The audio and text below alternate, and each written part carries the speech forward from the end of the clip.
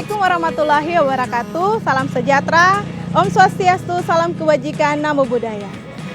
Perkenalkan, saya Nurse Heli M. Katuuk, Sarjana Keperawatan, Magister Keperawatan.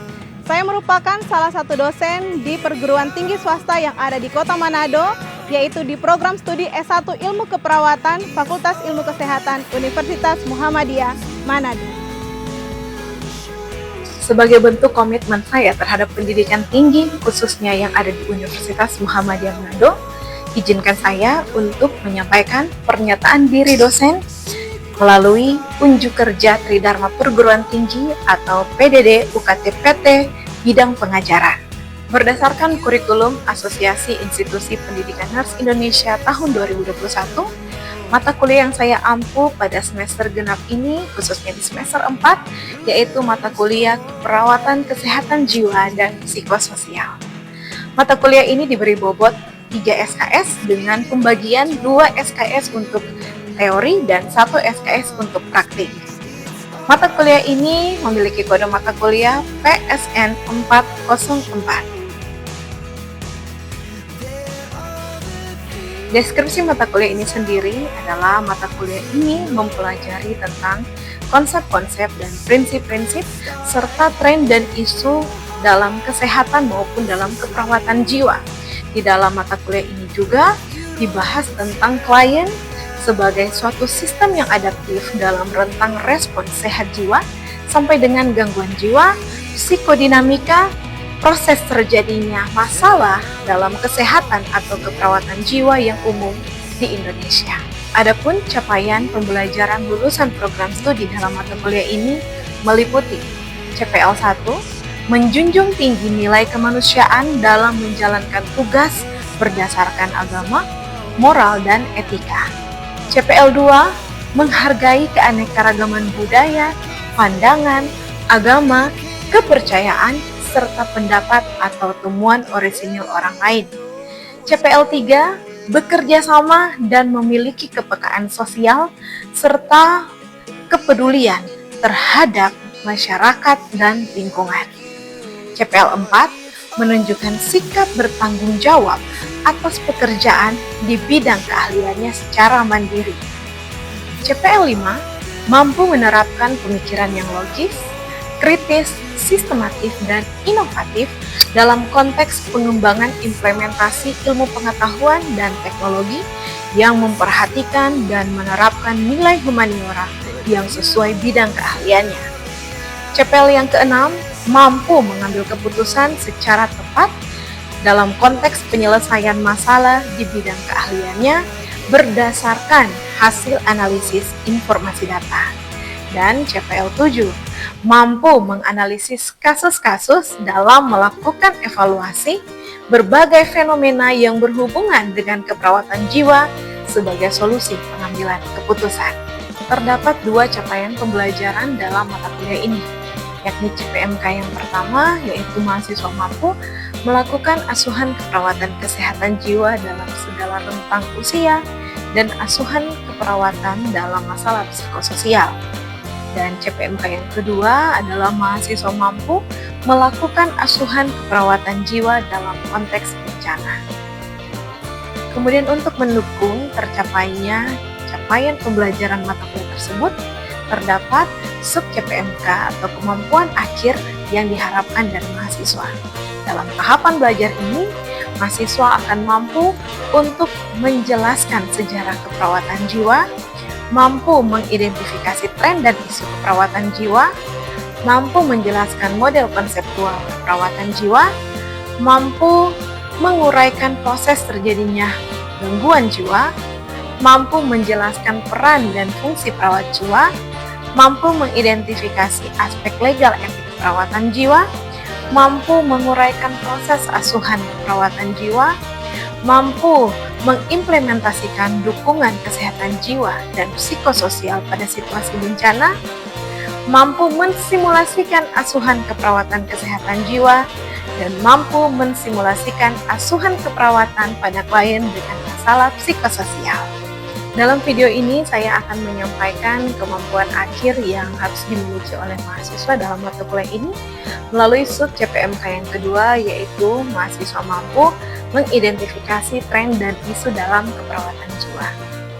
Sebagai bentuk pembelajarannya sendiri melalui kuliah dan responsif saat kuliah, kemudian metode pembelajarannya yaitu contextual learning dan project-based learning. Kemudian media pembelajaran yaitu saya menggunakan LCD dan PowerPoint dengan materi pembelajaran yaitu tren dan isu dalam keperawatan jiwa yang saya ambil dari referensi buku yang juga bersama dengan rekan saya tulis yaitu buku tren dan isu keperawatan jiwa volume 1, 2, dan 3. Di dalamnya juga sudah terdapat hasil penelitian saya terkait pasung berulang yang telah terpublikasi secara Scopus. Kemudian sistem penilaian sendiri yaitu ada kuis melalui tes dan juga melalui ujian tengah semester. Dalam proses pembelajaran, saya menerapkan prinsip ataupun tahapan DIA, yaitu Delivery, Interaction, and Assessment. Dalam tahap delivery, pada saat awal saya masuk, saya memberikan ataupun menyampaikan informasi tentang rencana pembelajaran semester kepada mahasiswa, sehingga mahasiswa dapat mengetahui apa saja yang menjadi kemampuan akhir ketika mereka selesai untuk mata kuliah keperawatan kesehatan jiwa dan psikososial ini. Saya menjelaskan bahwa dalam mata kuliah ini apa saja yang menjadi capaian bobot SKS, CPL, CPMK, sampai dengan pembagian untuk proses pembelajaran, yaitu terbagi atas 14 kali tatap muka ataupun tatap maya, kemudian 2 kali untuk proses evaluasi, masing-masing di pertemuan ke-8 untuk ujian tengah semester dan di pertemuan ke-16 untuk ujian akhir semester. Ya, Assalamualaikum warahmatullahi wabarakatuh. Waalaikumsalam warahmatullahi wabarakatuh. Salam sejahtera, selamat pagi semua. Pagi. Ya, semangat pagi. Pagi, luar biasa. Oke, tepuk tangan dulu untuk kita semua. Ya, baik. Jadi, sebelum kita akan memulaikan perkuliahan kita di pagi hari ini, ada baiknya kita memohon rahmat daripada Tuhan Yang Maha Kuasa.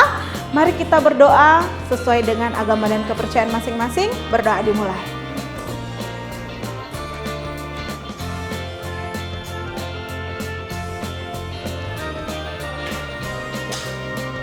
Berdoa selesai.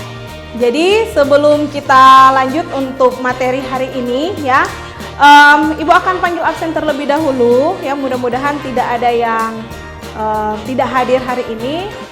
Untuk absen mungkin semuanya sudah punya adlink kan? Ya, silakan diisi langsung di adlink kalian, sudah Ibu kirimkan, sudah Ibu buka, silakan diisi untuk absensi hari ini.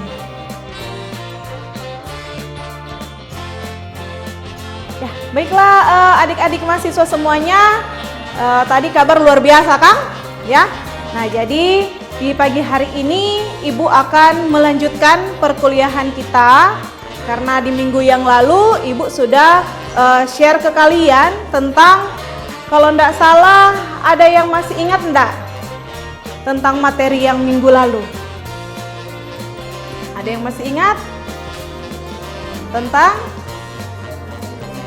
konsep dasar keperawatan jiwa. Oke, baik.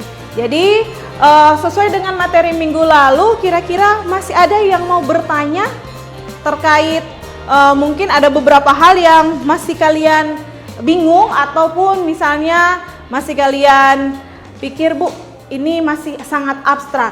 Nah, kira-kira ada enggak yang mau bertanya tentang mungkin orang dengan gangguan jiwa, orang dengan masalah kesehatan, atau orang dengan sehat jiwa? Oke, silakan Tiara. Pertanyaan saya, kalau misalnya seandainya orang mau melakukan proses penyembuhan kepada orang dengan gangguan jiwa, terus dia sudah sembuh nih, terus ada nggak kemungkinan kedepannya dia mau terjadi lagi? Oke, baik. Gangguan jiwa. Ya, baik. Terima kasih Tiara untuk pertanyaannya. Jadi berhubungan dengan konsep dasar keperawatan jiwa ya pada orang dengan gangguan jiwa, tentunya yang Ibu sampaikan kemarin bahwa orang dengan gangguan jiwa itu kalau mau dibilang sembuh, bukan sembuh ya, tetapi pulih ya, recovery. Jadi kita harapkan pasien dengan gangguan jiwa itu mampu atau bisa mandiri dalam melakukan aktivitas sehari-hari ya. Dan kalau misalnya dia sudah recovery, dia harus diperkuat dengan minum obat secara teratur ya. Kemudian juga ada terapi-terapi yang bisa dilakukan kepada pasien gangguan jiwa.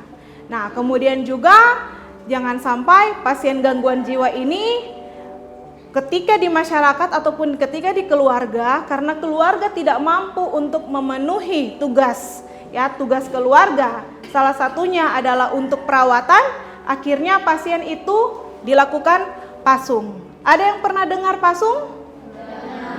Pernah ya? Oke, untuk jawaban Ibu tadi bagaimana Tiara? Apakah sudah bisa diterima?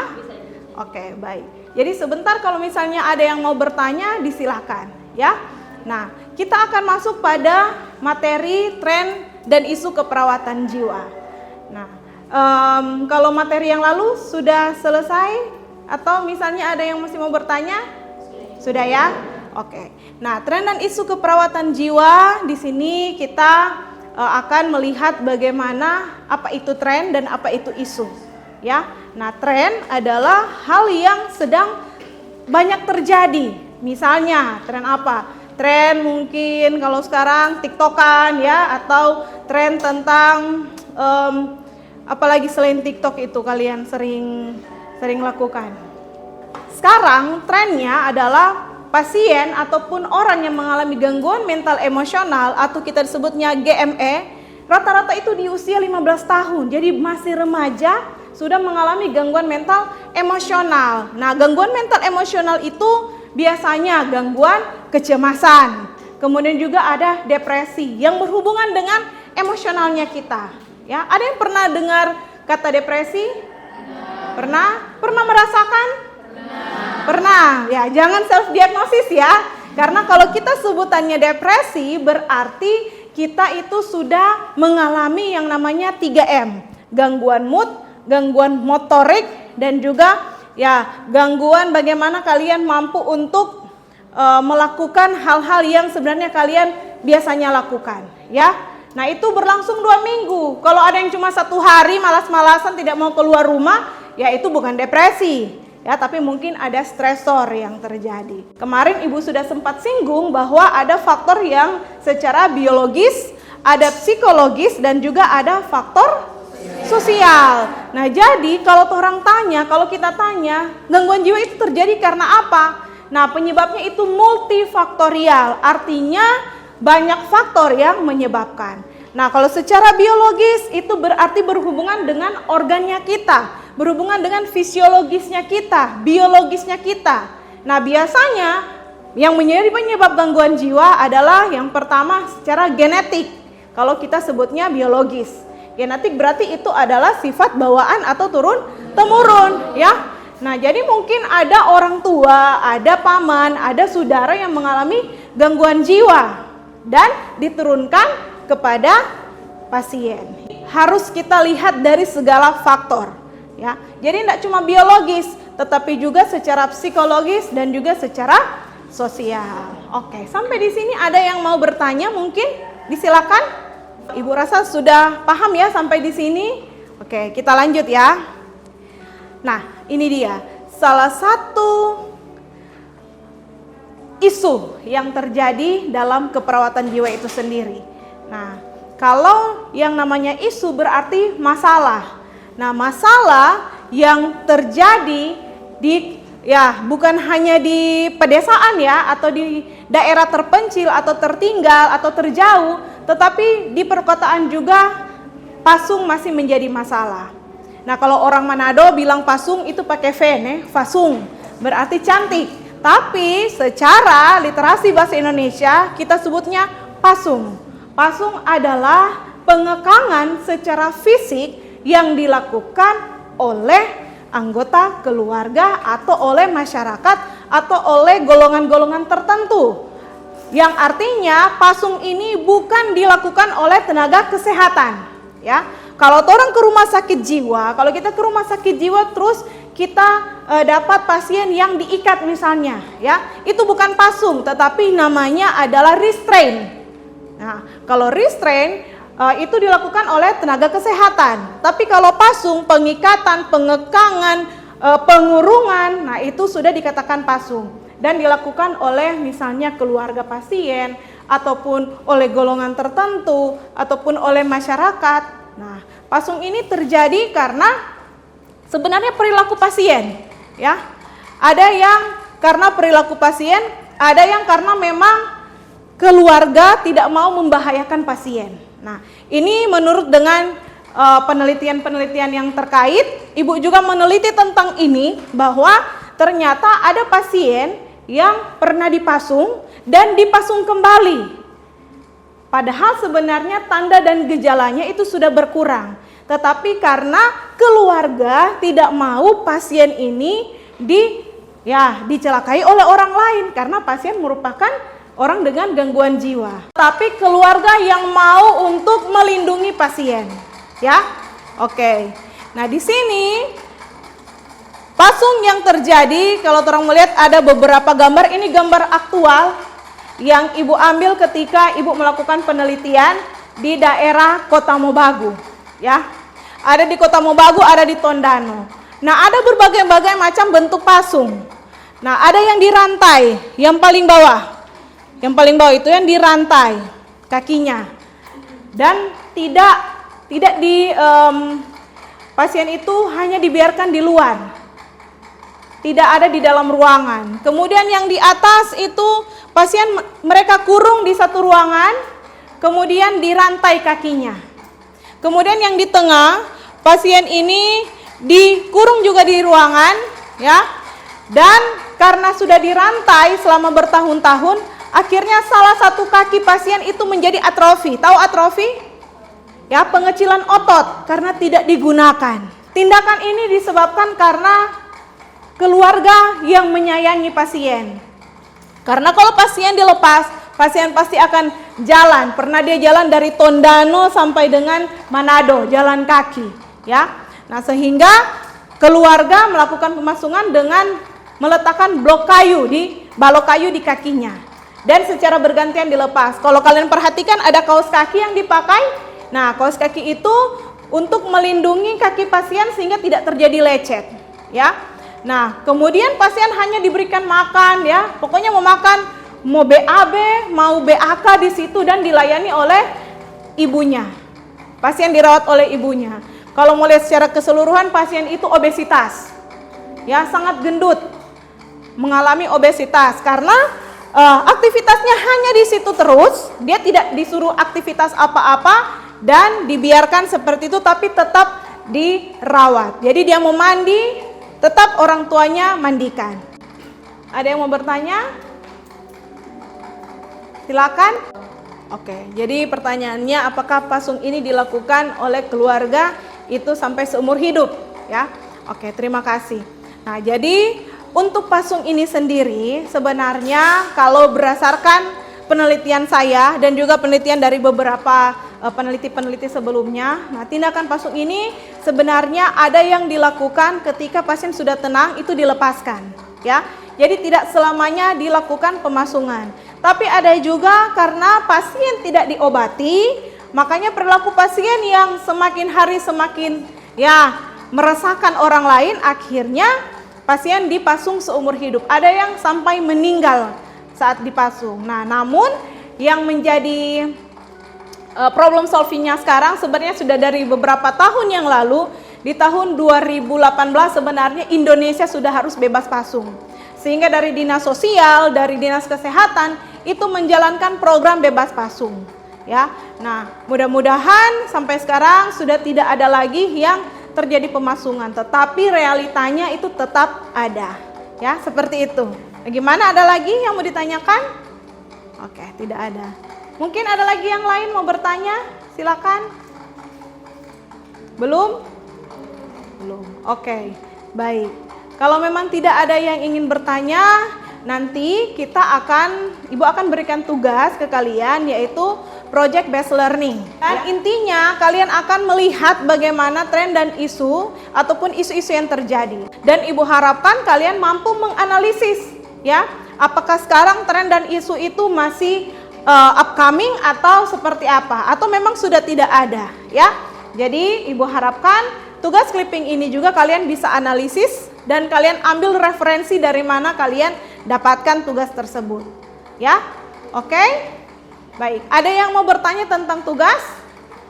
Untuk tugas cukup jelas? Ya. Kalau misalnya ada yang mau bertanya atau masih kurang paham tentang tugas yang Ibu berikan, bisa kalian tanyakan ke Ibu langsung, ya. Bisa melalui email atau melalui siakat, ataupun kalian bisa wapri langsung ke Ibu, ya. Oke, baik.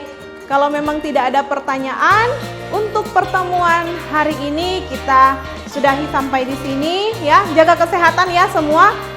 Proses interaksi yang saya lakukan adalah ketika masuk kelas, tentunya menyapa mahasiswa, kemudian memberikan yel-yel untuk membangun semangat dan motivasi belajar bagi para mahasiswa.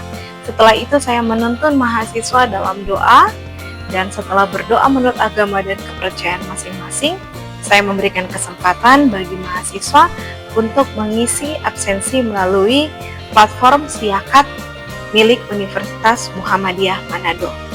Setelah mengisi absen, saya memberikan kesempatan kepada mahasiswa untuk bertanya terkait materi sebelumnya. Mungkin saja ada yang masih belum dipahami ataupun masih kurang jelas, saya memberikan kesempatan waktu untuk bertanya. Setelah itu saya menyampaikan materi sesuai dengan subjek PMK dan pertemuan yang ada di RPS, dengan di dalamnya tentunya ada diskusi tanya jawab dari mahasiswa dan dari dosen itu sendiri. Setelah itu diproses asesmen untuk menilai sejauh mana kemampuan mahasiswa, baik secara kognitif, psikomotor, bahkan afektif. Ada beberapa indikator yang saya gunakan, yaitu kehadiran 5%, kemudian kuis 5%, tugas 10%, praktik 20%, ujian tengah semester 30%, dan ujian akhir semester sebanyak 40%. Dengan harapan mahasiswa mampu memahami, mampu melakukan, bahkan merasakan manfaat ketika selesai pada mata kuliah keperawatan kesehatan jiwa itu sendiri. Demikianlah pernyataan diri dosen dalam unjuk kerja Tridharma Perguruan Tinggi bidang pengajaran. Harapan saya bahwa video ini dapat bermanfaat bagi semua yang menontonnya. Akhir kata, wassalamualaikum warahmatullahi wabarakatuh. Salam sejahtera, Om Swastiastu, Namo Buddhaya, salam kebajikan. Terima kasih.